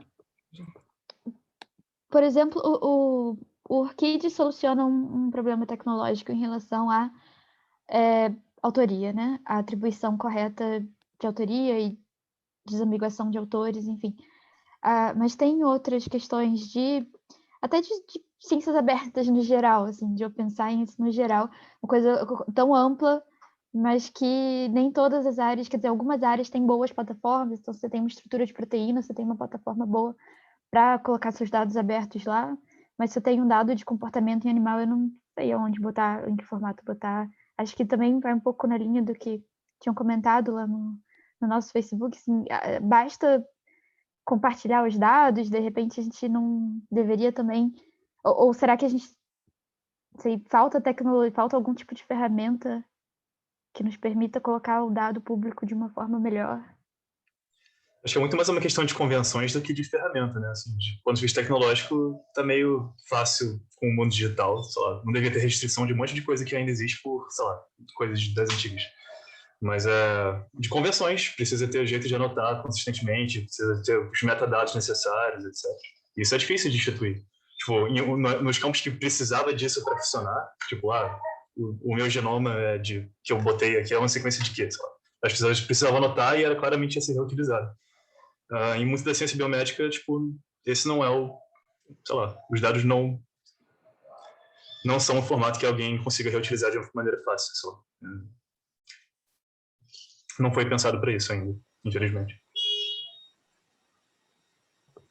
Ou mesmo as outras práticas, assim, que falam, os outros princípios de... tudo bem que é tudo pouco específico, mas, tipo, de aumentar o rigor na pesquisa.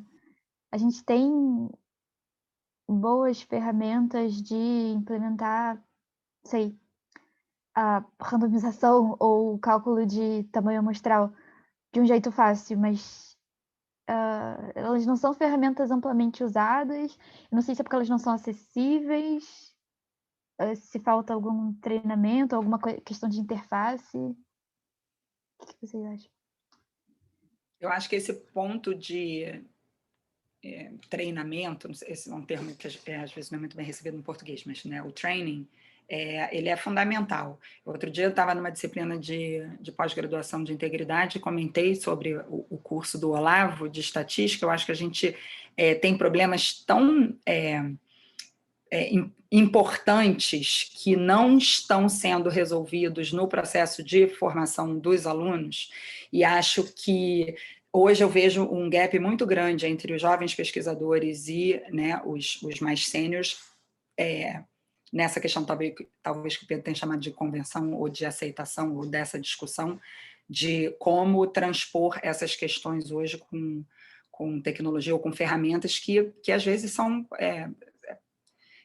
Que precisam precisam de treinamento, precisam ser oferecidas e trazidas, eu acho, para o grupo. E ver, enfim, eu acho que esse é um desafio. Eu faço coro à ideia do Brian Nosek, tipo assim, a barreira cultural, não é tecnológica e tal, mas tem uma barreira cultural grande e, aliás, meu curso está com discussões abertas na pós-graduação de Química Biológica da UFRJ, se alguém quiser procurar. O Marcos Vinícius Baldos aqui também, então, ele tem uma iniciativa na USP, não sei, Baldos, você está disponível? Esse aqui quer comentar a questão de formação, que a gente estava discutindo entre nós esses dias ali sobre, enfim, onde é que existem esses cursos de treinamento, né? Então... Boa tarde a todos e a todas. É um prazer. Eu agradeço a chance que o Olavo deu para participar hoje da reunião, a primeira que eu participo. Meu nome é Baldo, eu sou professor na USP, aqui em São Paulo, no Instituto de Ciências Biomédicas. E, rapidamente, assim, eu faço coro basicamente tudo que foi dito. E eu acho que existe um despreparo enorme, pelo menos agora eu vou falar especificamente dos alunos aqui, que eu tenho contato há 30 anos também, e um despreparo enorme na parte de análise e planejamento experimental. Sempre estatística foi um problema, mas eu tenho percebido que planejamento experimental é anterior à análise estatística. Então, aquele projeto mal planejado que depois não tem análise que resolva. E tanto é que agora eu, com um conjunto de colegas aqui do ICB e até de outros institutos aqui da USP, a gente criou um núcleo chamado Núcleo de Estratégias em Planejamento Experimental e Reprodutibilidade, que é o primeiro passo que a gente está dando para tentar, em vez de fazer coisas no varejo, esse grupo, aquela pessoa, aquele pós-graduando, tentar fazer uma coisa institucional e levantar discussões como essa que vocês estão fazendo aqui, articular disciplinas e oferecer uma consultoria por mais profissional, não eu, mas algum aluno da estatística ou pós-graduando da estatística que possa oferecer uma consultoria não apenas em estatística e não prioritariamente, mas em planejamento. Eu acho que esses problemas que vocês estão discutindo aqui são fundamentais e, para encerrar, ao meu ver, eu acho que tem, falando do meu mundo, que é o Instituto de Ciências Biomédicas, existe não só um despreparo, mas existe uma negligência. O problema, eu acho que é, até certo ponto, um preconceito com certas coisas e os hábitos e maus hábitos vão passando de orientador para pós-graduando, e isso vai se replicando. E eu lamento ver que eu tenho uma geração de colegas meus jovens que estão cometendo os erros primários de alunos de iniciação científica. Então, esse é meu depoimento no momento. Acho que uma coisa importante aí, acho que a gente mapear esforços de solucionar isso, né? Acho que a conversa que a gente teve no outro dia e tal, mas acho que assim, já que a gente está com gente de um monte de lugares assim e tal, tentar entender onde é que eles acontecem, como é que você pode criar isso, enfim, juntar essas coisas de uma maneira mais integrada e mais institucional também, né? Até para capilarizar esforços, né? Tipo assim, meu curso existe há 10 anos aqui, mas existe onde ele existe aqui e tal, na Bioquímica da FRJ e tal. E talvez pudesse estar atendendo mais gente, talvez a gente pudesse ter um curso mais legal com mais pessoas e, enfim, online, num formato que tivesse acessível para mais gente. Então, acho que esse é, de novo, assim, na linha do que a Tatiana tinha levantado também, sei lá, currículos de pós-graduações, mas assim, achar essas pessoas, achar esses cursos, achar esses, e pensar em maneiras de fazer isso aí de uma maneira mais, enfim, para ganhar corpo. Eu acho que é uma iniciativa bem interessante, né? É uma coisa que é... Desculpa. Manda bala, Pedro. Fala. Não, é que eu ia falar da negócio da Clarice, pode continuar. Não, é só rapidamente, quer dizer, até eu entrei outro dia, o Olavo me deu o link do curso dele, se eu morasse no Rio eu ia fazer, porque eu também dou um curso de estatística com a mão esquerda, porque não é minha formação primária, e já há muito tempo no ICB, tem uma demanda legal, mas é interessante, quem vai lá e faz a disciplina é quem já está disposto a aprender aquilo, então, e quem não está, e quem tem algum preconceito com aquilo, ou não quer saber daquilo, não vai nem fazer a disciplina, não é obrigatória. Mas eu acho que assim e hoje talvez um efeito colateral dessa pandemia foi usar. Hoje eu descobri, por exemplo, que não sei se no Zoom dá para fazer isso, mas você pode pegar o Google Meet e dividir em salas e os alunos ou quem está discutindo, né? Isso é muito legal, eu não sabia. Né? Então assim, eu acho que isso abriu um leque de possibilidades. Eu tenho hoje um curso vou dar uma disciplina de pós-graduação que tem gente do Pará, do Nordeste. E isso acho que é um negócio que a gente tem que talvez explorar e certamente até participar desse grupo hoje eu não poderia se fosse presencial, mas sendo online eu acho que isso é muito legal. É isso aí. Por favor, Pedro. Só ia fazer um comentário aqui. A Clarice falou de dificuldades tecnológicas, né? Mas tem uma que talvez seja até anterior, que é de métrica, né? Porque assim, os princípios voltando de novo para os princípios de Hong Kong, é que tem todas as ideias, muita ideia ao mesmo tempo, em vários campos diferentes. Não sei, tipo, você termina lendo os princípios, você agora, tipo, eu concordo que vários deles deveriam ser incluídos na forma que você avalia o pesquisador, mas no final você precisa, sei lá, ou chegar num número, ou é um processo muito manual de julgar na sua cabeça e pesar as coisas de o que é suficiente, né? E ele não dá uma resposta direito para isso ainda. E a gente não vai chegar na resposta aqui, assim, mas é só, tipo, aos poucos tentar colocar alguns desses elementos na hora de avaliar pessoas. Posso fazer uma complementação, Pedro? Eu acho que além dessa questão da avaliação e como ela pode ser feita nessa reestruturação que tem sido discutida, eu acho que ela traz uma importância já inicial, que é o seguinte: do jeito que a avaliação é feita, muito focada, né, no número de artigos, etc., eu acho que os pesquisadores muitas vezes deixam de fazer atividades que são extremamente importantes para a promoção da integridade, porque isso não vai ser reconhecido, não vai contar ponto no seu currículo. Então, eu acho que, claro que a mudança, a transformação da métrica traria uma contribuição para isso, mas eu acho que isso o pesquisador tem que estar um pouco ciente disso e tentar ficar livre disso, porque senão, assim, várias, por exemplo, das atividades que eu tenho feito nos últimos 3, 4 anos, eu não estaria fazendo, porque eu estaria muito mais focada em publicar artigo numa área que talvez estivesse sendo muito menos impactante e importante, de modo geral, para a saúde, para a sociedade, do que as outras que não são reconhecidas. Então, eu acho que fica muito difícil para um pesquisador ou para um jovem, né, aluno que está em processo de formação, não cumprir aquelas metas determinadas do pesquisador, por exemplo, no caso de nós brasileiros, do CNPq. Então, assim, o que eu vejo hoje, e que eu lamento, que eu via, né, eu vejo uma clara diferença nas últimas 3 décadas, hoje eu vejo os alunos já entrando no laboratório, já com aquela lista colada na parede, ticando, é isso aqui o que eu vou ser. Então, eu acho que essa reavaliação ela é mais importante até de como serão feitas essas avaliações e essas métricas, mas para que a gente consiga fugir um pouco dessa ideia de que a publicação de alto impacto é a chave para o sucesso, que infelizmente ela ainda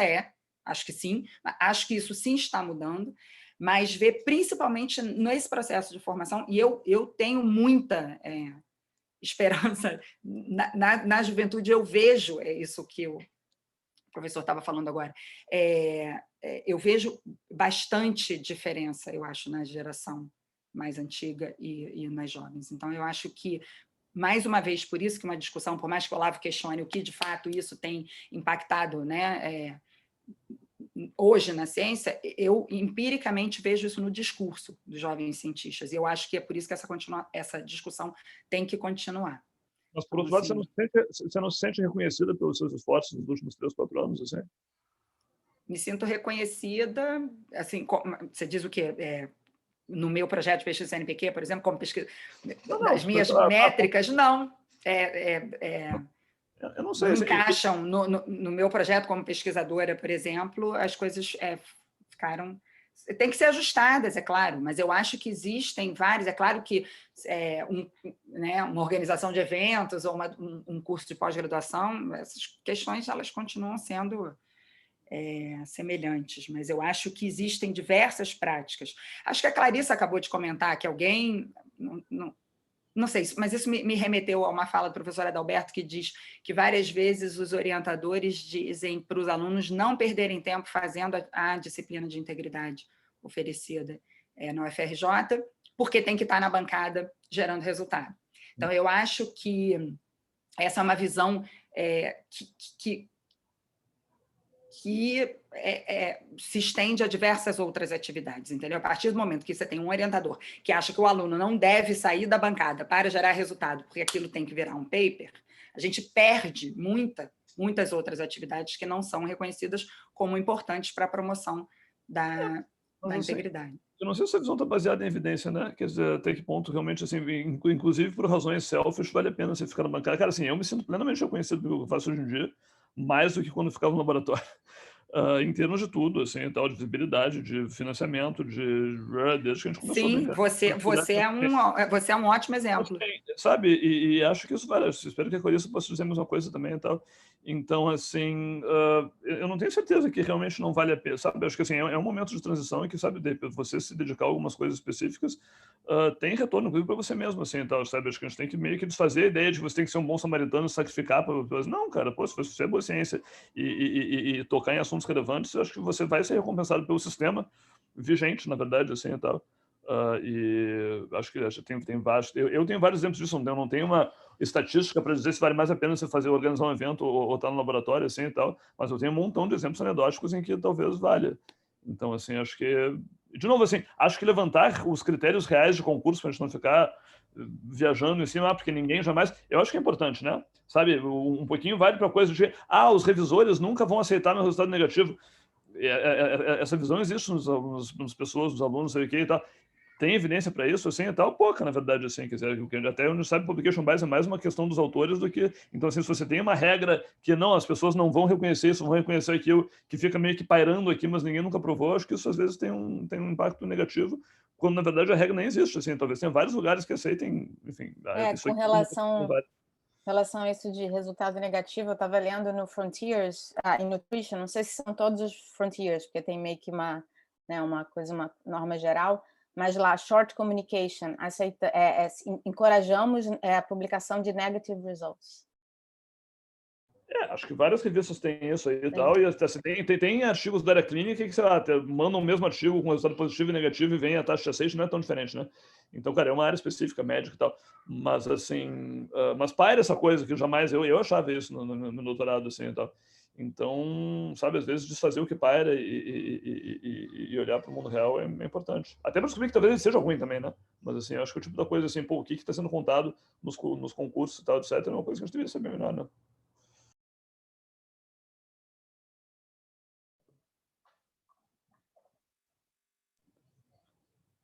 Alguém mais? Não sei se... eu não sei se isso também entra um pouco no comentário que o Fausto tinha colocado aqui sobre essa divisão disciplinar e acho que a gente já ouviu, não me lembro se foi em banca, assim, de que não preciso saber estatística porque eu sou bióloga e a gente quebra esse entendimento de que você precisa saber de cada área para poder fazer bem seu trabalho naquela sua área E, não sei, outras discussões que eu tenho visto de já a programação vai ser o próximo inglês, né? Assim, você saber alguma linguagem de programação vai te permitir trabalhar tão bem quanto hoje saber falar inglês te permite trabalhar. É o mínimo para você conseguir trabalhar em qualquer área da ciência. Eu diria que a estatística foi o velho inglês, né? Tipo assim, já era básica antes do inglês ser, né? Não sei se alguém mais tem algum comentário ou pergunta. A gente tem que ter um apresentador para a próxima edição, né? Sim, vou colocar o artigo aqui no chat agora. Se alguém quiser mudar outro, assim, não tem nada contra mudar o programa, né? Você, assim, esse aqui é mais ou menos o cronograma que a gente fez. Você falou... Eu tava... Fala. Oi? Não, eu ia falar que a gente pode, se o pessoal achar interessante, se não tiver ninguém, a gente pode experimentar fazer uma edição sem um apresentador e só partir para discussão, assim. Parece que tem vários reproducibilities, vários journals em outros lugares que funcionam desse jeito. Geralmente eles são menores, então não sei se a gente teria... Não sei. Acho que a gente pode achar alguém, não tem problema. Mas assim, acho que pode inverter o cronograma também, né? A gente tem um calendário que está no nosso OSF aqui, eu posso mandar o link aqui e tal. Então aqui está o link do calendário. Se você gostar mais de um artigo mais para frente, mas puder apresentar em maio, que vai ser a primeira quarta-feira de maio e tal, a gente pode, enfim, a gente não tem nada contra inverter a ordem também, né? Esse aqui é o que estava previsto, mas, enfim. Vale conseguir ter um apresentador hoje. Mas se não tiver ninguém, a gente pode, enfim, dá para fazer isso também. Se for, a gente podia falar com a Camila Peixoto lá e tal, que tinha falado com a gente no... enfim. Sempre tem alguém para botar uma pilha, né? Beleza, mas fica o convite, se alguém que estiver aqui ou quiser indicar alguém, escreva pra gente. Mas com o apresentador ou sem, voltamos no dia 5 de maio, é isso? Isso. A princípio, com esse artigo, não sei que alguém queria inverter a hora e apresentar outra coisa. Beleza, obrigada a todo mundo pela participação, foi ótimo, acho que foi uma das discussões mais longas que a gente teve assim, aqui. E obrigada, espero que a gente consiga continuar se vendo nos próximos. Tchau, gente. Beijo, Tchau, Clarissa, tchau. beijo, Olavo. Tchau. Tchau, gente. Tchau, pessoal.